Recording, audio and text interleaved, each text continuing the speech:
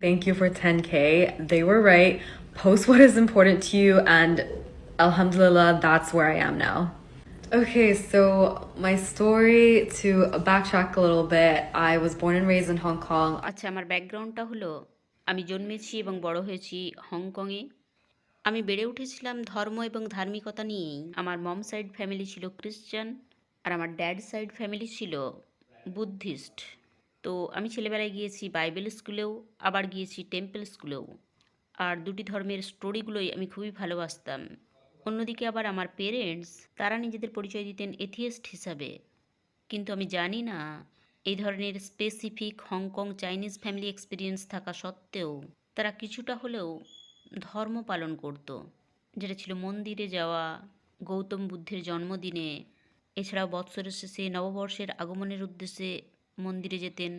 এক প্রকার তারা মন্দিরে যেতেন কৃতজ্ঞতা জানাতে, আগের বছর তারা যা যা প্রার্থনা করে পেয়েছেন তার জন্য। এই ধরনের ছোটোখাটো ধর্মপালন তারা করতেন, কিন্তু তারা নিজেদেরকে এথিয়েস্ট বলেই বিবেচনা করতেন। আর আমার ক্ষেত্রে আমি নিজেকে কখনোই ধর্মের সঙ্গে যুক্ত করিনি।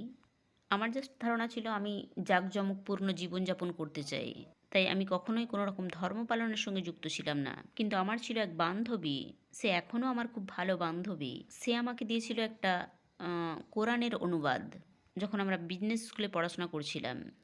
সে ইসলামিক ক্লাসও করতো এই সময়, যখন সে ছিল আন্ডার গ্র্যাজুয়েট। তো আমরা একসঙ্গে গ্র্যাজুয়েশন করছিলাম, আর সে সময় আমাদের দারুণভাবে বন্ধুত্ব হয়। আর সেই পর্যায়ে সে কোরআন অধ্যয়নে খুব আগ্রহী ছিল। আর আমি ভাবলাম ঠিক আছে, আমিও একবার পড়ে দেখি না কেন। তখন ছিল 2022 সাল, আমার মনে হয় আমি পড়েছিলাম দুটো সূরা, এটুকুই। কিন্তু এখন আমি যখন পিছনের দিকে তাকিয়ে দেখি, আমার মনে হয় যে আমার এই জার্নির অনুঘটক ছিল সেই মুহূর্তটাই। আর আমি অনেক মানুষকেই যেমনটা বলেছি যে আমার ছিল ভয়াবহ অ্যাংজাইটি। আমি বহু বছর ধরে থেরাপি নিয়েছি, কিন্তু যখন আমি কোরআনে পড়লাম, যেটা তোমরা পছন্দ করো সেটা তোমাদের জন্য উত্তম নয়, আবার যা তোমরা অপছন্দ করো সেটাই তোমাদের জন্য উত্তম। গড কখনোই তোমাদের উপর তোমাদের সাধ্যের অতিরিক্ত বোঝা চাপায় না। এই দুটি আয়াত আমাকে খুবই আরাম দান করেছিল। তখন আমার লাইফস্টাইল ছিল খুবই জাঁকজমকপূর্ণ, আর তখন আমার পক্ষে কোনো স্পেসিফিক রিলিজনকে ফলো করা বেশ কঠিন ছিল। যদিও এই আইডিয়াটা আমার খুবই ভালো লাগছিল, যদিও ধর্ম পালনের লাভজনক দিকগুলো আমি পেয়েছিলাম অনেক পরে, কিন্তু এই আয়াতগুলো আমার খুবই ভালো লাগতো। যেমন 10 নম্বর সূরাতে বলা হয়েছে, যেমন যারা আল্লাহকে বিশ্বাস করে এবং ভয় করে তাদের জন্য আছে সুখবর, এই জীবনেও এবং মৃত্যু পরবর্তী জীবনেও। অর্থাৎ শুধু আখিরাতই নয়, গডের উপর বিশ্বাস রাখা এবং গড কনসাস হওয়া, এটা আপনাকে দুনিয়াতেও লাভ দেবে।